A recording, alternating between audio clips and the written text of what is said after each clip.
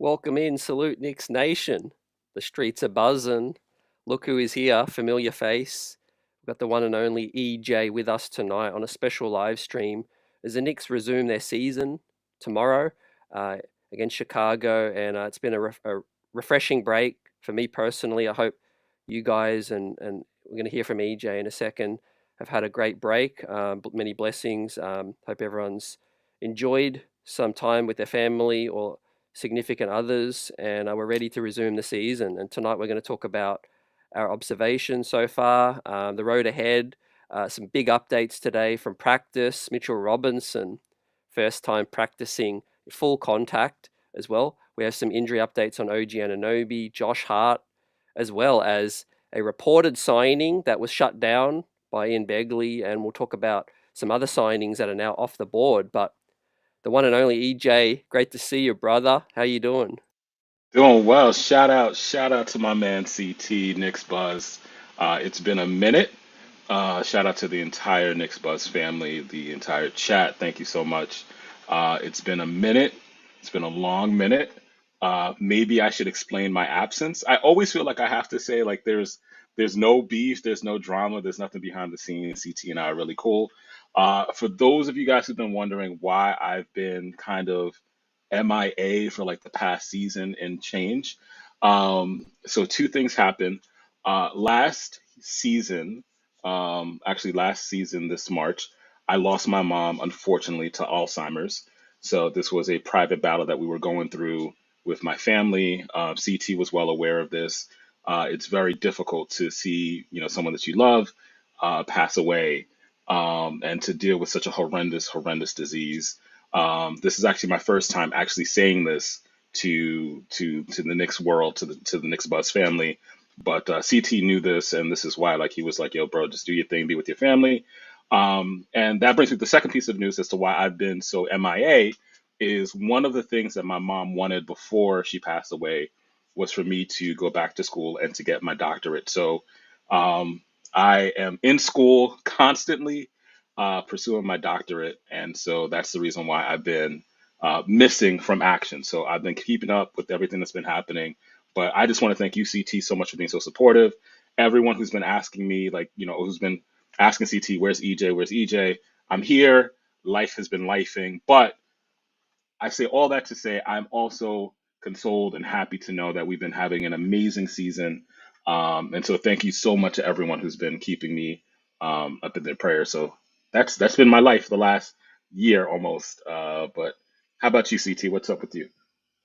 Yeah, man, just holding the fort down. We've been missing you, of course. I love talking Knicks with the community and the family, but obviously, without you, there's been a part of us missing. But great to. I've been obviously keeping in touch, and great to know that you're, you know, fulfilling your purpose and doing what you need to do, taking care of business, and just like our New York Knicks, been Absolutely. handling their business as well.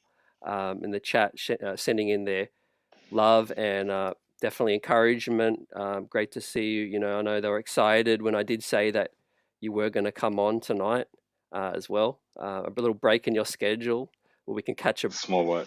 we can catch a deep breath. But yeah, you mentioned the New York Knicks, right? What have you seen so far? I know you were privileged enough to be at one of the Yeah. games, or maybe a couple of games this season. How was Yeah. that experience? Shout out to Buzzer. Thank you so much for the condolences. And yes, I actually did have an opportunity to go to. This is really crazy. There's been ups and downs of the season. Thank you, David, so much too, man. Um, I did have the privilege to be at the Wemby game, the San Antonio Christmas game. It was an unexpected surprise that I was blessed with, by a very special person, and so it's been a heck of a season thus far. And I've been really impressed with the maturation and the growth of this particular team. When CT and I started this ride, I think I started this ride with you, I think 3 seasons ago or 4 seasons ago, and it's amazing to see where we are, the trajectory of where this team is. We are on the cusp of being and I would say that we're close there. We're on the precipice of being there, but we're very close to being a contender. Obviously, Boston is still Boston. Oklahoma City, they're scary, but there's something about this team. There's something about just how much Jalen Brunson means to this organization. And the Carl Anthony Towns trade, one of the big things that I got to see up close and personal, Carl Anthony Towns and Mikal Bridges, these pieces just fit. This is not the same squad that we had 4 years ago, where we were talking about on those shows with Berman about the awkward lefty fit of like a Julius Randle and RJ Barrett. This squad just works, and to see it in person, to see the hustle, to see like at any given point, particularly when you're talking about the consistency of Jalen and the consistency of Cat, and then Josh Hart's hustle, and then here's the other part, and I got to see this in person. When either Mikel or OG go off, it's a whole nother team. When Jalen could take a step back, when Cat can take a step back, and it's Mikel or it's OG that are going to be the primary scorers for a stretch of time, this team, I'm a very happy, extremely happy Knicks fan right now. How about you, CT? Yeah, man, it's definitely been a journey to get to where we are, in terms of squad building. And, as you're just saying to me backstage, you got the opportunity to say a few words to Leon Rose and company, um, while you went to one of these games. But yeah, obviously it's a feeling of there's work to be done still, but we're on our way. It's like this is this is real. This is real. We're on our way, and this is a multi-year thing. You mentioned the great teams this season. Obviously, we've had a couple of nice signature wins. I'll get your thoughts on what was probably the couple of most impressive wins this season, and maybe a couple of the more disappointing losses, and then try to put all that into perspective. Yeah, definitely. It's interesting to think about the season as a whole so far. There have been some ups and downs, and I'm a longtime Knicks fan. I'm a longtime basketball fan. I've been bleeding orange and blue since the days of Kenny Skywalker, Gerald Wilkins, Mark Jackson, and Patrick Ewing. Patrick Ewing is my all-time favorite Knicks player. My favorite all-time basketball player to begin with. Um, but that's one of the things I've noticed about the league is up until recently, it's been that if you're an up and coming team, if you're on the precipice of being a championship level team, you have to go through certain phases of development. And right now, like one of the things that I'm noticing is that we're at this point where the Knicks are either this season or perhaps even next season, because I'm really excited about next season. We're at that point where we're going to be a legitimate title contender. I think one of the things is that one of the more disappointing losses. This was one of your questions. Definitely has to be to Boston. I think that there are two different Boston losses. The first one was, or actually, rather, let me talk about this one. The OKC loss. The OKC loss, where it was clearly we were at the end of a road trip, but we had done so well in that road trip, and it was this mano a mano battle to see like, are we legitimate candidates to win? Um, are we legitimate candidates to be on this championship level? And we came up a couple of points short, but feeling good about that loss because we knew it was at the end of a pretty difficult road trip. That was difficult. But then to then follow that up a couple of weeks later with that blowout of a loss, that was difficult. But at the same time, when you look at how we've handled Milwaukee and what Milwaukee has become, I think Milwaukee has proven itself to be towards the end of its window, perhaps. I think that, there are some wins that we've had that have proven that where the league is right now is that there are probably two or three teams that are like your locked number one championship contenders. But we're on that 1A level. And if an injury happens, and this is one of the things that the illustrious Bill Daughtry always said, if you have an injury, it changes everything. It changes everything. So if Oklahoma City, we've seen them have to deal with Chet, but if the wrong player gets injured, or in the case of Boston, Kristaps, you never know what happens with Kristaps, and then you're talking about a 7-game series, that catapults you into that upper tier as well too. Yeah, it's all been a learning part. I think up until this point, like you said, it's never going to be smooth sails. Boston, not to go too far down the road, but they lost an NBA Finals a few years prior to getting back there again. And I'm not saying this is going to happen again this time, but yeah, you definitely have to learn about yourself as a team. Um, to sit here, EJ, 36 and 18, new pieces together, Mikhail's first season, Cat's first season together. I mean, they've come together pretty well. Without Mitchell Robinson, who will just quickly provide the update right now, who practiced full today, first time, um, set to go. He's questionable for tomorrow, so there's even a chance he could, be thrown out there for 5 to 8 minutes, maybe. I think his first game would be just kind of get his feet wet, but Mitchell Robinson fully practicing now, and I think people have been sleeping on that a lot. EJ, what are your thoughts? I know you may have caught our conversation with Bill Daughtry before the season, and he was less optimistic about Mitch's return, just due to his, size and generally what a foot injury can mean for a big man. But credit to Mitch for working his way back and attacking the rehab, but also credit to the Knicks for playing it safe, being more cautious, making sure that he does return in the best possible position. He's shed weight and Hmm. he looks nice and slimmer now, and more mobile. Yeah, I did catch that interview with Bill Daughtry. It was one of my favorites.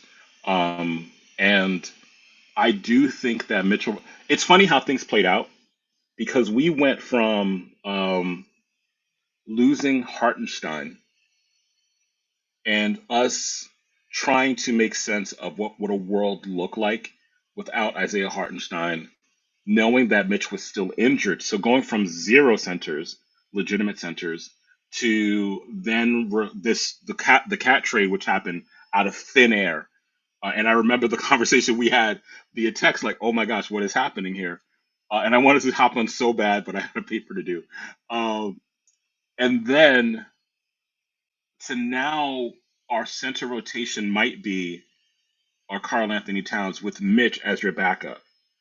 And so I think that in a weird way, that is not just your midseason acquisition that we've had in like the past 4 seasons under Leon, but it provides a level of flexibility to the rotation that we've struggled with against certain lineups. The teams with which we've had certain struggles are the really big teams, like so like your Boston's, like that, like Luke Cornett, like dominating in the absence of Porzingis. Well, that's because our four at that point was a Josh Hart, and we were out with the OG Anunoby. We were out, we were out other bigs that could have reasonably defended a natural big. When you get a Mitchell Robinson, and you now also know he is your backup five potentially, all we need are 15 minutes. All we need are 18 minutes, and we need you to go hard for your 15 to 18 minutes. Um, that to me is exciting because we're not asking Mitch to dominate and to develop an inordinately complex offensive game. We don't need him to do that anymore. We needed him to do that 2 years ago, and we were hoping that he would develop into some sort of offensive gem, but that wasn't meant to be. And now, 2 years later, we don't need him to be that. We need him to be a defensive anchor. We need him to be a solid rebounder on the offensive boards because, like, some of the games we've lost, that was like some of the issues that we had is that you had these bigs who are out muscling our fours, out muscling our five, Cat getting into foul trouble. Well, if Cat gets into foul trouble now, you can possibly slide him over to the four, have Mitch be your five, and even have Mitch defensively anchor your second unit. That to me is exciting. So it's our major acquisition for the midseason. Yeah, and EJ, I feel like we're going to get more of last season's identity back. A lot of fans have been like, yeah, I love this team, it's different, but I miss a part of last season's team, that ability to grit out the glass and pull in those rebounds, dominate the paint. Mitch and Cat together, even if they play 10, 15 minutes, I think is going to be a big boost for our defense. Especially on the perimeter as well. Guys won't be worried about getting beat as much. There'll be some trees back there finally, some reinforcements. Um, so yeah, guys, like Buzzer said in the chat, OG and Mitch are questionable for tomorrow. Deuce McBride, EJ today was a full participant in practice as well. However, some unfortunate news is that Josh Hart is out for tomorrow. due to patellofemoral uh, femoral syndrome, which is basically, as Brian Stutter, MD, says, not a major concern. It's running knee, basically some wear and tear, some more rest required as well. But how do you feel about that and the minutes conversation going on? Is there a guy out of the rotation that you think should see some more minutes? The Knicks can sign a 15th guy very soon, which we're going to touch on Hmm. shortly. I think this is the doldrums of the NBA season. This is the part of the season where February into middle of March, you have these games where other teams do a lot more load management than Tom Thibodeau's rosters. Is there a player I'd like to see get a little bit more time? Um, I struggle with that. I struggle with that because part of what we're in right now is you play the players that are available, and throughout the course of the first 50 some odd games, we've had some players who've been off, who've been injured. So, for example, we've had OG, who's missed a few weeks now at this point. We've had, Cat, who's been relatively healthy, but has had a few games where he's been unavailable. And so, this is just the natural order of what happens in an 82 game season where you're going to have players who are going to be unavailable. The issue that the Knicks have, and this is really tough for some of us to accept, is that there are some holes in the roster. I think right now, like, and this is why I'm really, really get excited about next season. If we can pick up that ideal 3 and D six person, or someone who's like a 5.5, we're in a whole nother stratosphere of a team. And that's really what we're missing. But that's where, like, again, you're not going to build a championship roster in one off season. Like there are just little things that you just have to work out. And then the other thing too is that Deuce has been playing, but Deuce has been injured. And so that's why sometimes we've seen like a regression in his shot over the past month or so, is that he's been playing compromised. So in terms of who's going to pick up the slack for Josh Hart, do we know if OG is going to play tomorrow? Because that might Yeah. kind of soften the blow of losing to Josh Hart. And by the way, Josh Hart is really like the glue guy of this team, so it's hard to lose a Josh Hart. But then again, like if you get an OG in substitution, that helps to soften the blow a little bit. So I don't really have a great answer, but I also think it depends on who else is playing that you get a better sense of who gets the additional minutes. Yeah, I think that's a great answer anyway. I think nine man is what the fans had been wanting for a minute. Tibbs went with eight for a minute and he froze out Shamit, Hakporidi, we're going to talk about. I just think now's the time to trust another guy or two.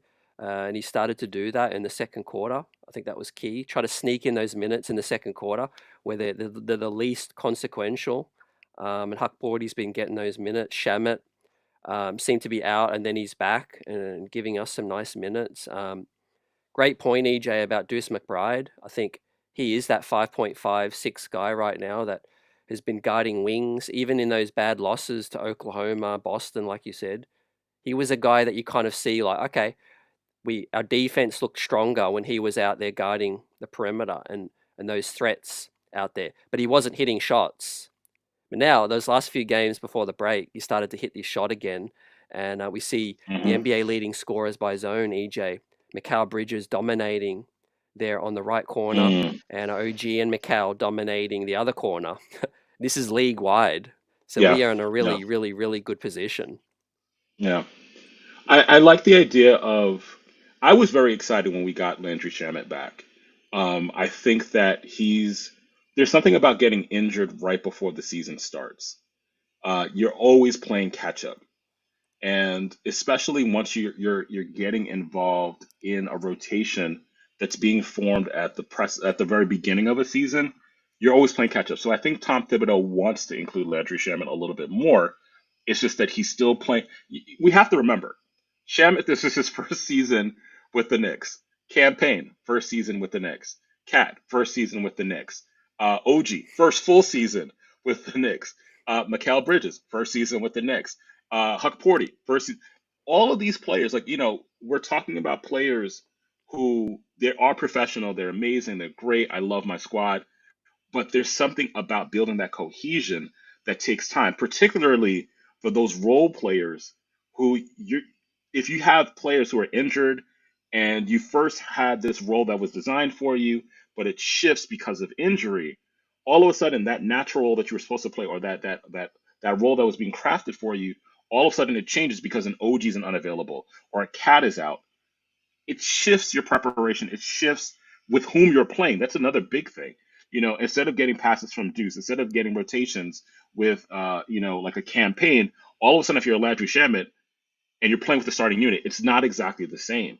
So I think as the squad gets healthier, we will see more of a Landry Shamet because he'll be able to fit in more with the natural rotations of the second unit rather than this hodgepodge thing that's been happening because OG's been out and because Deuce has been compromised.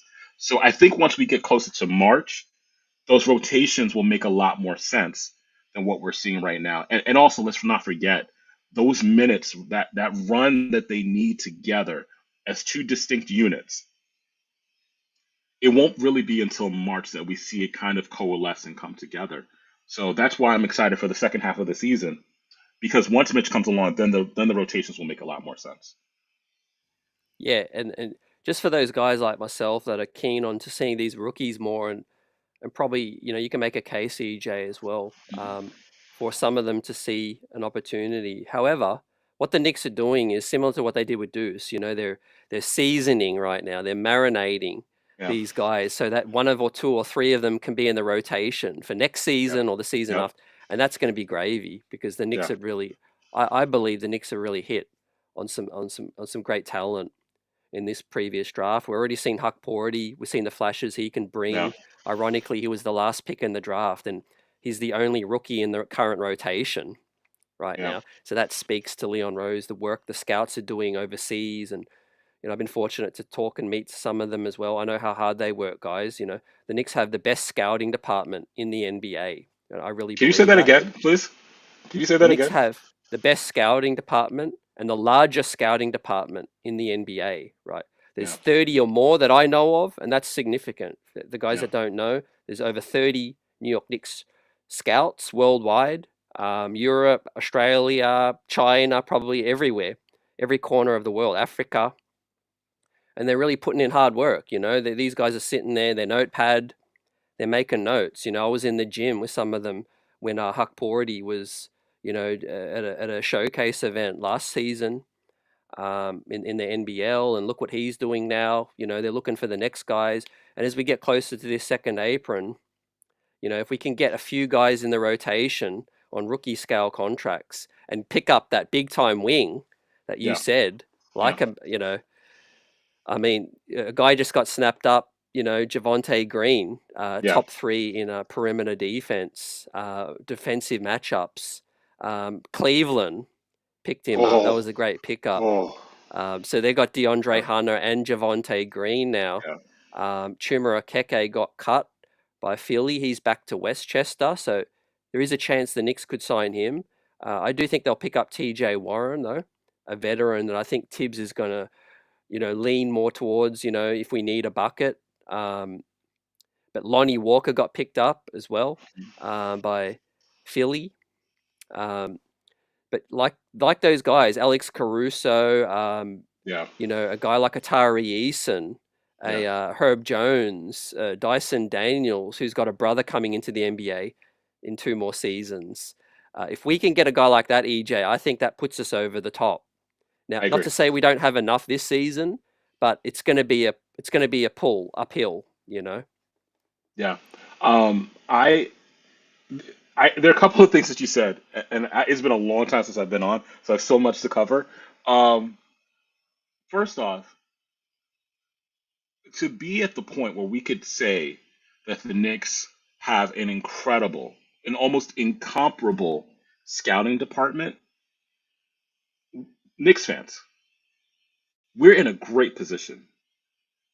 We're in a great position. We're in a position that I can't remember us saying this. And this even goes back. This even goes back to like the glory days of, my youth, the 90s Knicks. I mean, again, the 90s Knicks, in 94 going to the championship and 99 going to the championship, they were largely reliant on their top eight, their rosters. And, obviously everyone remembers the story of John Starks being picked up, from a lower development league, and the fact that he was bagging groceries. We all remember that story. But the Knicks in the past 4 seasons, what they've been able to do with their scouting department is draft so well that we have players like I was about to say Obi, but I'm not going to include a Kobe in this conversation, but people like Emmanuel Quickly, who we had to get rid of to acquire an OG and an Obi. And so I think this is the thing for which we should be really excited, is that we're drafting so well for the most part, and no one's going to bat 1,000 with regards to this, but we're drafting so well that I do believe that by next season, who knows, it might be Pacom Dottier. Because that's the other thing that we have to really compliment this organization with, is they're not only drafting well, but there seems to be something about development that's also transpiring. The Deuce that we see now and the Deuce that we expect him to be now in year 4 is a very different Deuce that we got than year 1. And it wasn't that long ago that we could never compliment the scouting nor the development portions of our organization. So I'm excited to see, will it be a Pacom, because he profiles that size. He profiles the stature of that possible 3 and D difference maker. Will it be in year 3 that we see him become that piece, particularly because when we talk about second apron ramifications, it's really important. And one more quick point, shout out to the finance, Brock Aller, to know that we not only have this amount of resources being poured into scouting, but also in terms of really understanding the machinations of the aprons.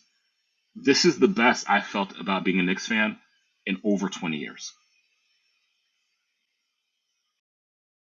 Wow, mic drop. Uh, nah, man, I agree. We are knocking on the door right now. We're about to open the door and really, go to that final dance. I feel. We talk a little bit about some matchups that you prefer, and then we're going to get some thoughts on EJ on the All Star, um, and the All Star weekend as well, and a little bit around the NBA. But of course, we'll continue to touch on our Knicks. We've got EJ, CT in the house, the chat buzzing. Guys, appreciate you all for joining us. Replay squad salute. Give us a smash of the like button. Subscribe to the channel if you're new. Give us a question in the chat. We'll answer it, and we'll shout out your thoughts on this one. As the New York Knicks now, yeah, like EJ said, 18 games over 500. There's only 3 to 4 teams that I think the Knicks should be slightly worried about, maybe more than slightly worried about. But that number again, 3 to 4 teams. Yeah. But how many times can we say that? Um, for the rest of this season, EJ, there's only 28 games remaining. I did the countdown. I think we're on track for about 55 to 58 wins. Some of those teams might be shutting some players down. We do play Cleveland and Boston in this upcoming week, but we also play Cleveland and Boston in the final week of the season where, they might or we might be showing some gamesmanship.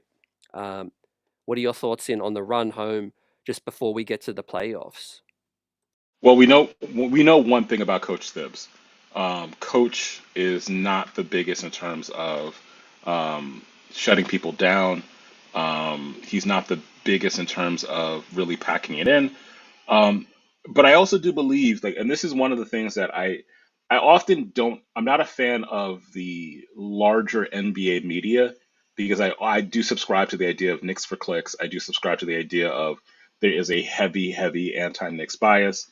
But one of the things I do subscribe to that has been circling around the larger NBA media circle is that this is a wide open championship stretch of time. Like, the last 6+ years, there have been different champions. And I think in part because we are seeing a real reversal in terms of the generational talents. We're not that far removed from LeBron, KD, Steph making their final exits from the league. And so, in terms of what this means for us in the final stretch of this particular season, um, I don't know how Kenny Atkinson will treat his minutes at the end of the season. So what does that do with the Boston? I'm sorry. What does that do with the Cleveland? What does Boston do in terms of like resting a KP, resting a Jalen Brown, resting a Jason Tatum, resting an Al Horford? Um, I do think that minutes restrictions. I do think that load management. Some of these teams will start to really engage. The other thing too is like you're gonna also have some teams. I'm pretty sure we play Philly again too, right? Um, Yeah, yeah. We do have Philly, the season series as well. yeah, Philly will start to decide like what are we? Like we are we like one out? Like I think that at this part of the season, we'll start to see certain teams really decide whether or not it's worthwhile to really invest. Do they rest? Do they decide to like shut it down with Joel Embiid? I think that's an intriguing storyline because there's no real point at this point for them to continue to try to invest. So, what do I see in terms of the Knicks for the end of this season? Tom Thibodeau is going to go full bore. He's going to go full throttle. Um, and I do think that it will be a fight for the number two or number three seed. I think Cleveland is too far ahead to really make a legitimate shot at getting the number one seed. But I do think the two is possible. Um, I don't know if it's probable, but it's possible. What are your thoughts, CT? Yeah, definitely. I think, just as I address a couple of chats, yeah, the New York Knicks will have a chance to make the second seed, but I don't think it's too important in terms of, yeah, you could argue home court is big to get the second seed, Hmm. but in terms of just looking at a second round matchup, if Boston gets second and we get third, or we get second and they get third, we're still going to face each other in Yeah, the second round. And so, unless Boston can get the first seed, which would be terrific, in my opinion, because that means Knicks Cleveland in the second round, and that would give us the best possible chance. But look, if you're a fan that just wants to feel great about this team's future, I don't think we should be looking to duck anyone. We assembled this team so that we could take down Boston, and who cares if that isn't in the final, conference round? That if that's in the second round, then it might be an even easier ride in the third round. Basically, we have to take down Boston at yeah, some point, EJ. So as long as we're playing our best basketball, and you could argue maybe in the second round we're more healthy. If we have yeah, to face Boston in the third round, who knows how banged up we might be. But if you can get to Boston in the second round and take them down, that might open the door up for an easier third round. But just before I kick it to you, EJ, yeah, there's some chats from Buzzer Beater, AJ Live. Not a fan of what some of Leon Rose is doing. hmm You're entitled to your opinion. However, um, DeLon Wright cannot be cut, and Matt Ryan can be cut because he's on a two-way. Um, See, a lot of people think Matt Ryan is still on the official roster. He was taken by Ariel Hukporti. Ariel Hukporti took his real roster spot. Matt Ryan is on a two-way, but DeLon Wright can't be cut because the Knicks are $500,000 away from exceeding the second apron. And if they eat a player's salary, they won't have enough money to yeah, replace that player. So basically, yeah, DeLon Wright might not be a player that you want on this ball club. But for financial reasons, that is why the New York Knicks aren't going to cut anybody. Again, we talked about potential Mitch trades, guys, and for salary purposes, not because we didn't think Mitch could be a factor. But again, the Knicks are treading a fine line. They are walking a tightrope very financially. tightrope. They're only $500,000 away, which is less than half of a player's salary. So, Precious is here. I'm not mad at any of the moves they did or didn't do, but a lot of them were financially motivated, guys. We Yeah, can't just be cutting players willy nilly, signing. This ain't 2K, guys. There is financial reasons why the Knicks are doing what they're doing, and they won't be able to add anyone, EJ, until at least February 28th, the earliest, mm, March 1st. Um, that is the date where a prorated veterans minimum salary will fit. So look out for, yeah, the 15th man, but it won't come until March 1st, guys. So we can't get Javonte Green. Unfortunately, Lonnie Walker, we missed out on him. Um, a lot of people frustrated again that we didn't cut DeLon Wright, but we can't. We weren't able to. And plus, some of these players, and I'm not a capologist. I'm better with the history of an organization than like the financials of an organization. But if memory serves me right, some of these players we couldn't sign anyway if they were making more than $12.5 million.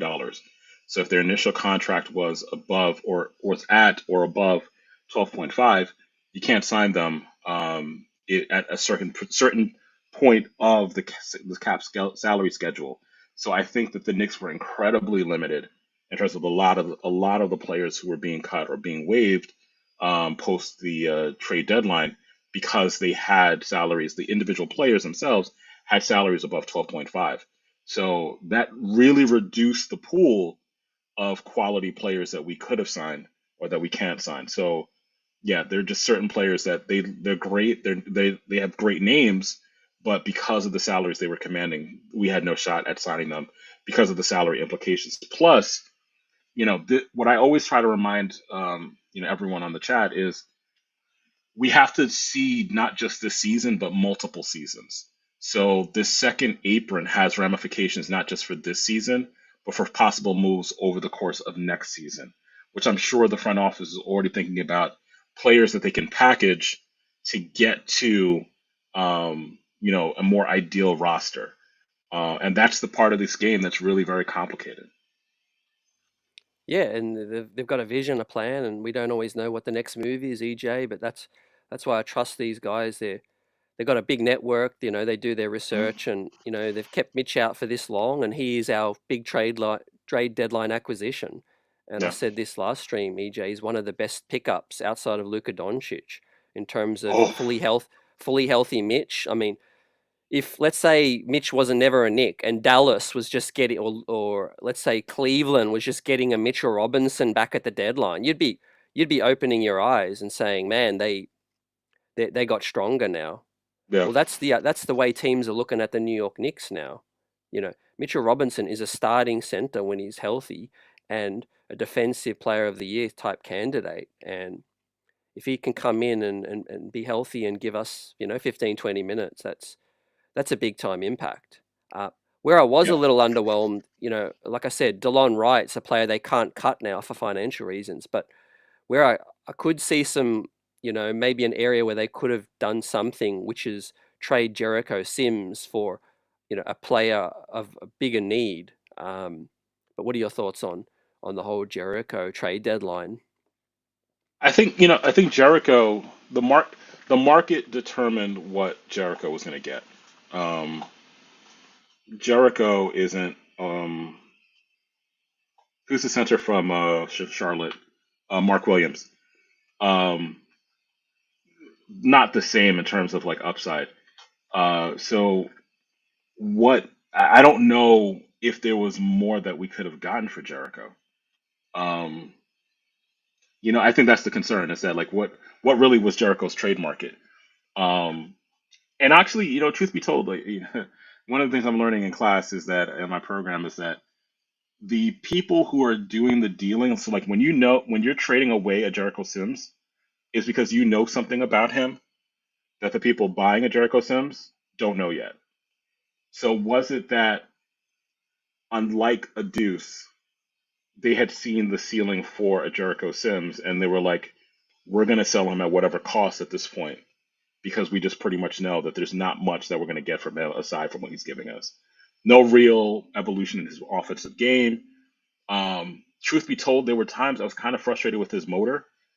Um, so I wish they could have gotten more for him, but I think that they just kind of realized it is what it is, and we're just going to cut our losses. Yeah, I was kind of foreshadowing it a little bit because of finances as well. Yeah. You've drafted Huck Porty, you've got Mitch on the Hmm. books, you got Precious, you got Cat. It's like, Hmm. okay, do you really want six bigs guys on your roster taking away money, the money that could be spent on other areas? It's kind of like yeah, a monopoly. You want to spread your assets around. Yeah. And yeah, I agree. DeLon Wright's not exactly. It was underwhelming. It was Yeah. a player that He's been passed around a little bit, and I think he's better defensively than some people think. So he might get an opportunity if there's an injury. But basically, Huck Bordy's on a rookie contract, and they feel like maybe he could just fulfill that Jericho role for the remaining few seasons, and then you're still paying these other bigs as well, and you're paying Cat 60 million, and that price is going up, right? He's Yeah, he's going to clock most of the center minutes, yeah.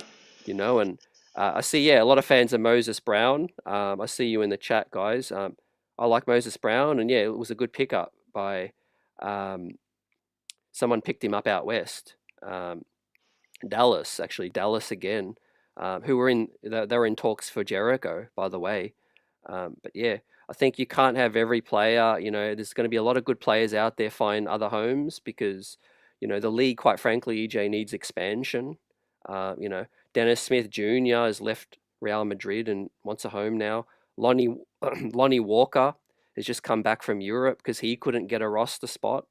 Mm, Um, we say this every year, EJ, but 60 new draft picks get drafted every year to come into the league. But the 60 players exit the league every yeah, year. So if you do the math, you got 60 players drafted every year, but 60 veterans don't exit the league. So where are yeah, these roster spots coming from? So the G League's only going to get stronger, and the yes, scout yeah, more pressure on the scouts to find meaningful difference makers. yeah. I wouldn't be surprised if, I mean, this has been the conversation for a few years now, that perhaps a Nashville or a Seattle will get an organization. At this point, yeah, like, we're at the point, I can't even remember the last time I think the last time we expanded was what, New Orleans? Um, so it's been quite a while since we've had expansion. I think all four of the major professional sports are talking expansion. The NHL has recently expanded with Las Vegas. The WNBA, which is the fifth major, is expanding again, which is a great sign for women's basketball. Um, I foresee within the next 4 or 5 years. I think the thing that's holding it up right now, to be honest, is, and I see you, Johnny. I'm gonna get to your question in a second. Um, I think that the honest question that's really the stumbling block right now in terms of expansion, league expansion, is I think that Adam Silver really wants to expand um, more in North America, either possibly a team in Mexico, which has never happened in any of the four professional major sports, and possibly a second team in Canada. I think that's really the evaluation that's happening right now. Is it feasible to try to do a Montreal team, or because again, like, Canada has really become a hotbed for basketball. But does the league want to cut into what the Raptors mean for an entire nation? Is it possible to have a Mexico City team? I think they're really looking at the feasibility of that before possibly going to. I do think Seattle is going to get a team. I just think there's too much of the history there. I think basketball is such a hotbed there. There have been so many players that come out of the Northwest. But it's the question of where does that second team go? But to Johnny's question, what was Johnny's question again? Um, Wait, just real quick on the yeah. conference debate. Do you feel like there should be three conferences? Oof. Because let's face it, I don't see two more teams coming in. There's Manchester, England. They're trying to go global. Did you hear about that? I have heard about. I purposefully did not mention that because the NFL is trying to do that as well. The NFL is really trying to. They've been trying for like 15 years to really see if having your. I mean, the Jacksonville Jaguars at this point, they've played the most games in London they could possibly ever play, of any NFL team. I And think the get, question now. Yeah, and good. guess what? The Rams and the Eagles are coming to my city for Wow. an official regular season game for the first time down under. Wow. And then obviously news that I spoke on as well, an NBA exhibition preseason game is coming to my city in October. So they're really pushing this thing full throttle. It's about globalization, man. I mean, what I foresee in terms of expansion, I don't know if it's still possible to do European teams in the professional North American leagues. But I can see a European subsidiary. Well, let's say, like, for example, you have NBA Europe, which I think for a long time there was an NFL Europe, where you then have like an NBA 10-team league, let's say in Germany, in France, in England, in Spain. And I think one of the reasons why you might see this is like Adam Silver loves FIBA and he wants to adopt a more FIBA based model where if you have competition happening in North America, then you have competition that's NBA sponsored in Europe, then you can have a real global competition, let's say, and make it a world NBA championship series. We're in the world now of content. If you can build that content, like the global NBA games, networks will be handing over multi-billion-dollar contracts to the NBA. I think that's what he's building towards. Um, and I think Yeah, that's the and priority over like a team right now in North America. yeah, definitely. There's room for growth for everywhere, and I don't necessarily agree or disagree with it. I think it'd be very interesting to see. But yeah, I think three conferences will make the most sense, Buzzer, and maybe they'll play more games within a certain region to try to Hmm. avoid travel. But Yeah. I do feel like, yeah, if a player has to live in Manchester, England, there's talk that their salary they would get, maybe not a salary cap difference because that would be an advantage, but the players would get maybe another 1.5 million in their Mm. pockets in terms of incentive, and also maybe a tax treaty between the two countries where if you go to a different country and you reside there, you don't get taxed. So maybe there's a tax incentive there as well. But sorry to hijack the No, let's go. question from Johnny. I'll Yeah. start a few other questions as well from Buzzer Beater, and the chat's buzzing right now. Let's get to Johnny's comment for EJ about who for the New York Knicks, who are the most feasible 3-and-D guys that could get rounded out the roster, and who would it cost? Ooh. Johnny, to your question, it's a difficult. Okay, so I think the ideal. I'll just give like one quick answer. I think the ideal person will be a Pacom Dadier. He's already on your roster. He's controllable for the next 3 seasons, 2 seasons because I think he's a second round draft. Was first round or second round draft pick? Um, he's first round. All right, so for the next 3 seasons, um, he can grow within your organization. Uh, the financial implications for that will be less than trying to package several picks and gutting your roster again to try to find that ideal piece. I'm not a fan. At this point, we've gutted our roster enough. We gutted our roster for the Carl Anthony Towns trade that had major ramifications in terms of our future draft assets. Obviously, the big one that did that was Mikal Bridges.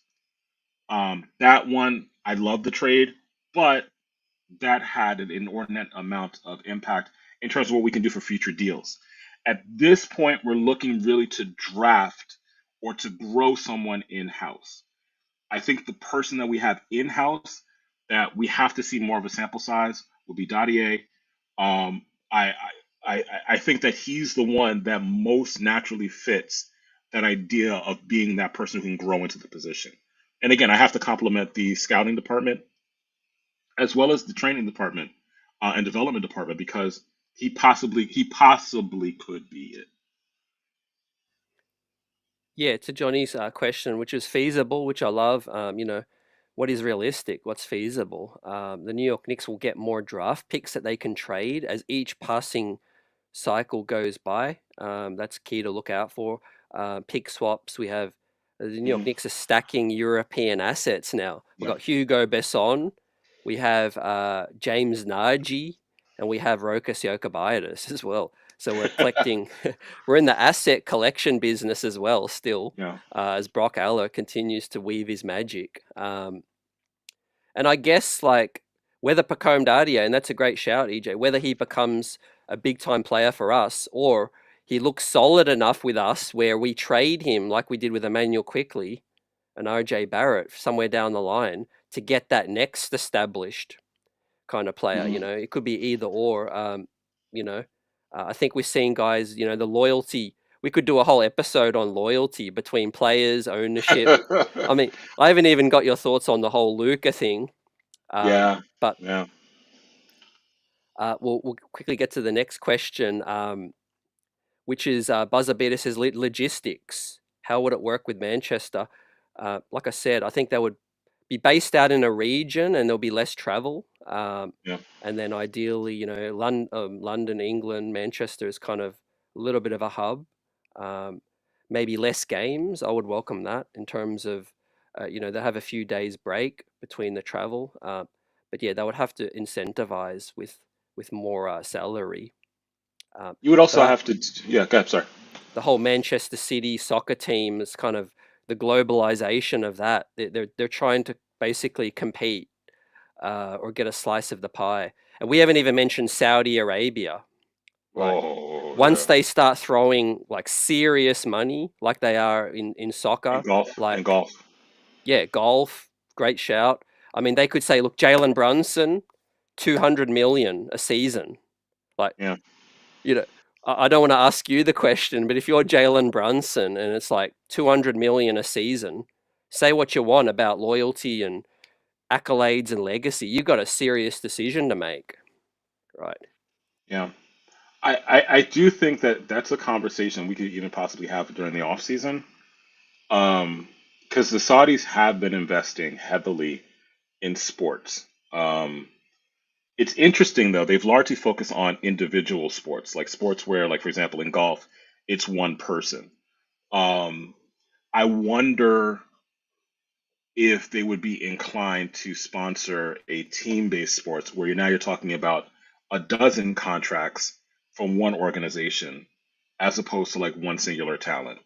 Um, it would be interesting. Like I could see them doing it in soccer. I could definitely see them doing it in soccer because there's a global return to that. But to Buzzer's question with regards to how do you do it, I could also see it being very regional because you could have these European teams and you're doing like how the NBA does it right now is that when a team goes on a road trip, they largely concentrate the road trip regionally. So like you'll see, for example, um, Golden State is coming in to play the Knicks, like 9 times out of 10, the next team that they're playing will be Brooklyn. And then they're going to go up to Boston and then they'll fly down to Miami.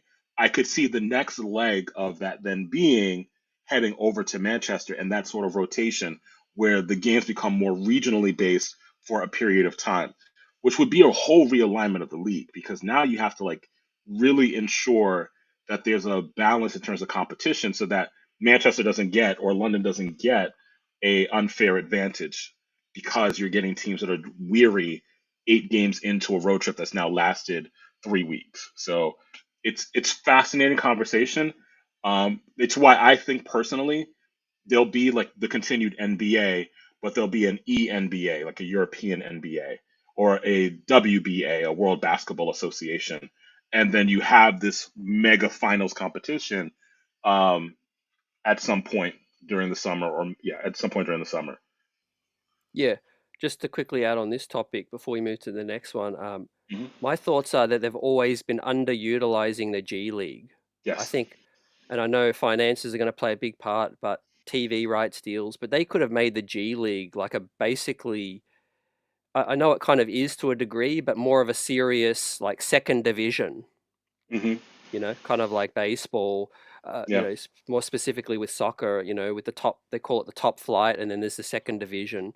And basically not have it as the Westchester Knicks, like have it as the New York Knicks, Hmm. but you can sign more players, you're competing for a chip, you're developing players still in the second division, you bring them up whenever you like. You basically use that as continue to use that as the farming system, Yeah. but more stakes. It's the same team. And you could have more teams, expansion, all of those things.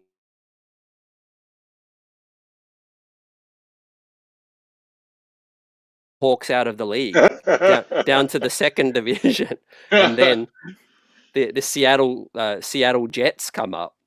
That, you know what's stopping that? Basketball. It's the history of college basketball. it's the finances to college sports. Like college basketball is the second leading generator of finances on college campuses behind football. And there is no way that college basketball is going to give up that golden egg of finances because of the G League.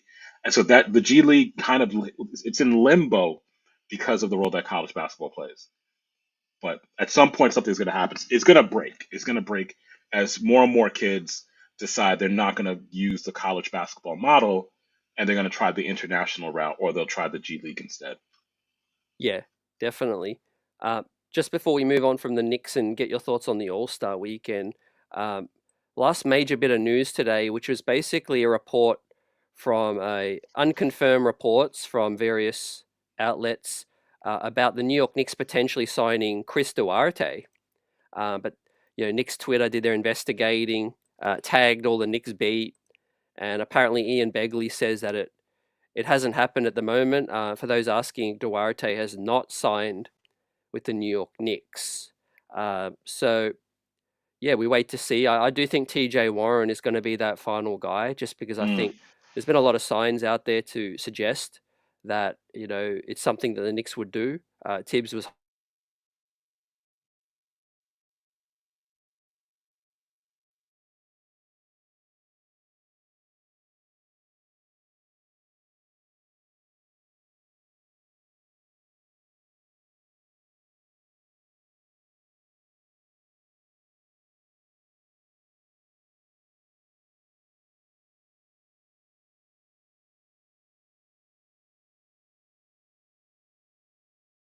offs EJ. Tibbs is going to start to, dwittle down his rotation, and it's going to be Mitch, Precious, Deuce McBride, and Campaign off yeah, the bench, right? We could have signed, let's say we did sign Javonte Green or Moses Brown, Chuma Keke, Lonnie Walker. The chances of those guys getting in with 28 games left and Tibbs, throwing them in there and whose minutes are they going to take, I think was pretty slim. yeah, yeah. I don't really make a big deal of these waiver deals or these, people who've been cut. They're going to be your 11th person off the bench, your 12th person off the bench. If we get to the point where it's Chris Duarte or TJ Warren that's making or breaking our playoff run, we've had a major issue happen. Oh, say that again. Major issue happened. So I'm not going to put that much energy into it. Yeah, definitely, man. I think, but if Tibbs does look for a guy that if there's an injury, he'll prefer a veteran. Yeah, A guy who can come in, score, just like he did with Peyton, Alec Burks, Bogdanovich. uh, Basically, you just follow the pattern of what the Knicks have been doing. But I think the Knicks will do solid if they do get T.J. Warren. Like I said, if he's been scoring about 30 points a night. Think about it. If you do get 6 to 8 minutes in a playoff game, you are going to want someone that's going to come in and make an immediate impact.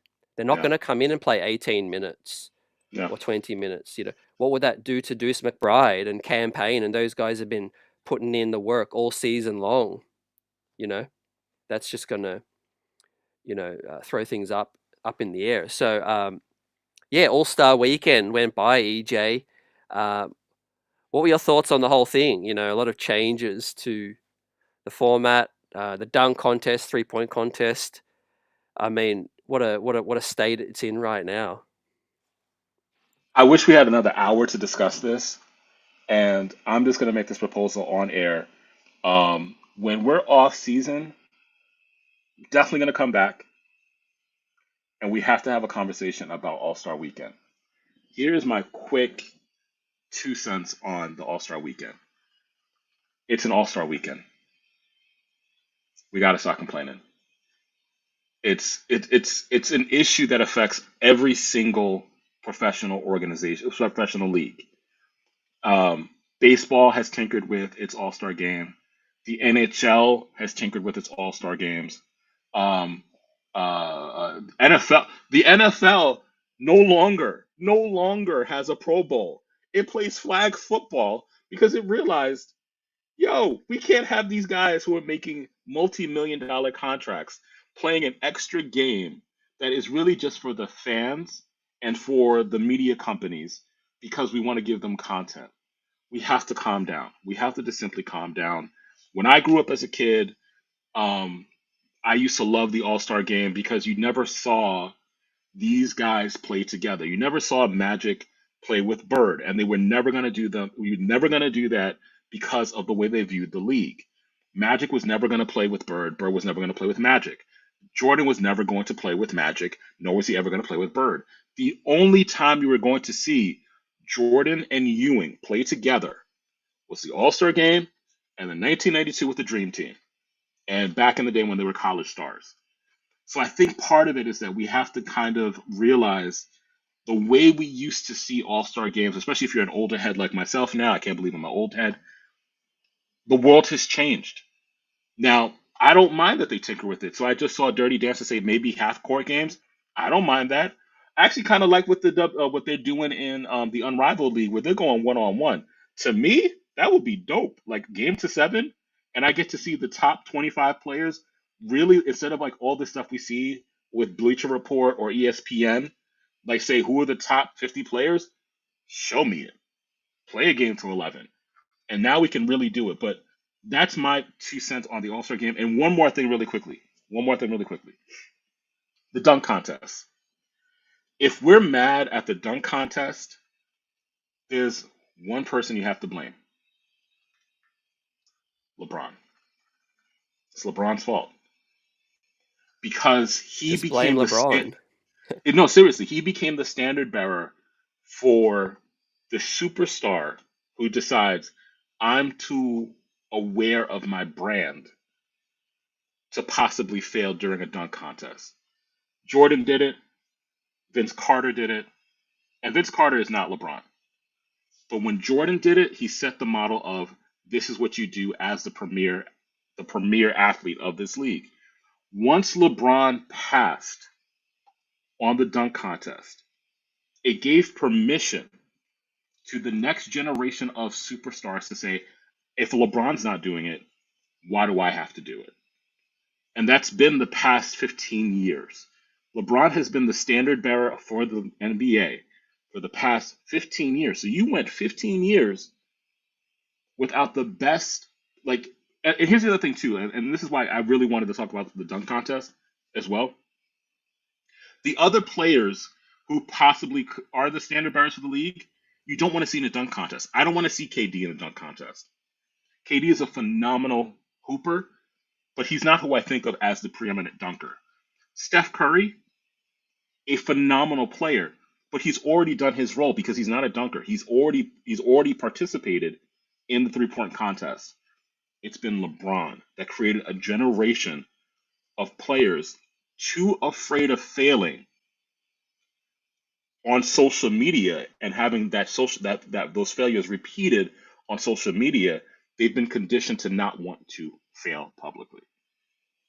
So Yeah. hopefully we get Zach Levine. Hopefully we get Aaron Gordon. Hopefully we get Matt McClung. Hopefully we get John Morant, and perhaps that will reinvigorate elements of the All Star Weekend, and particularly the dunk contest. Yeah, I think there's cases to be made to keep it, because commercial reasons, there's still opportunities for players to shine. But here's my reason why I think it's died, right? Hmm. And a lot of people have been saying this: social media, because, or basically just new age engagement and attention. Hmm. Because, as we talked about, you could be Shea Gilgeous in OKC in a small market and still be the MVP candidate, leading, get your flowers, get your shine, get national commercials, get endorsements. You don't need an all star weekend anymore. But Yes.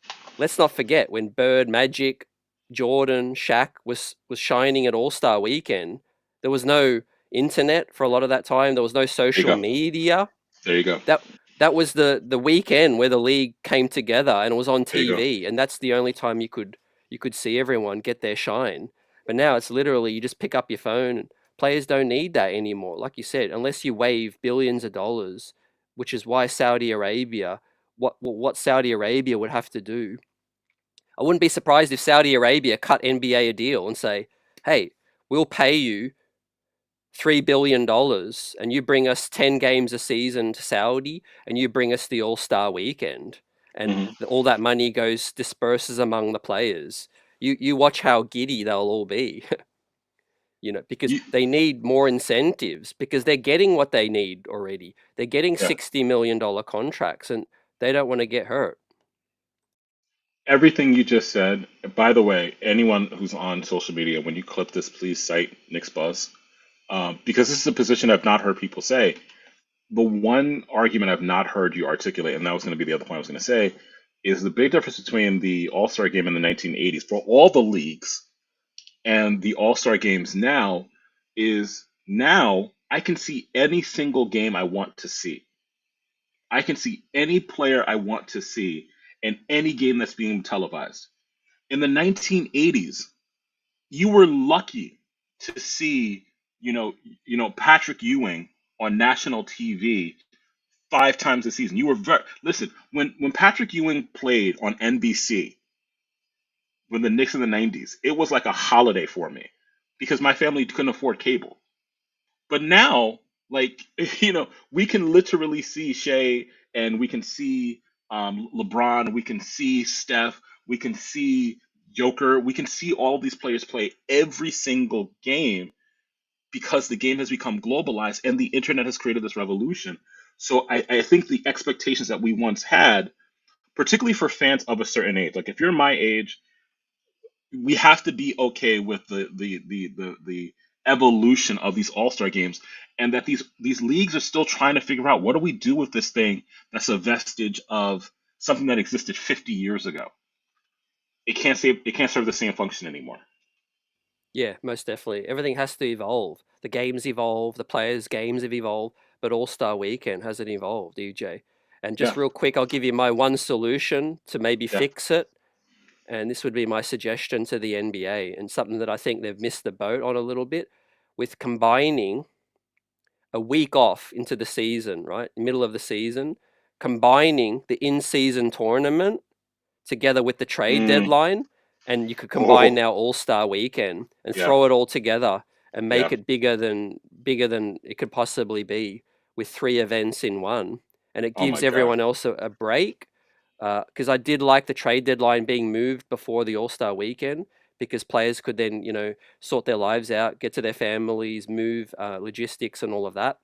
But then also you could have everyone rest. If you're not in the in-season tournament, you could chill. And if you are having an in-season tournament, then you could do your one-on-one tournaments all together. You could sell heaps of tickets in Vegas, Yeah, and then you could really package it to a network for an entire week rather than just Thursday or Friday, Saturday, Sunday. You yeah. could you could make it the week, because we And all know how yeah, successful summer league is. How yes. many times do people say summer league is successful? And what you're right about, and this is something that the league has to take advantage of, is this league thrives on social media content. This league really does so well with social media content. Now it's just about figuring out like how do we adjust in this social media market to create better content and to have the schedule more aligned with where we see things going. But this is a great, great, great conversation that we can continue to have for months and possibly years to come. Yeah, definitely, man. Adam Silver's got a lot on his plate, and there's been got Yeah, a lot of criticism, EJ. But we'll save some of this for the next episode as well as the yep, season continues on, guys. It's been great to have EJ with us.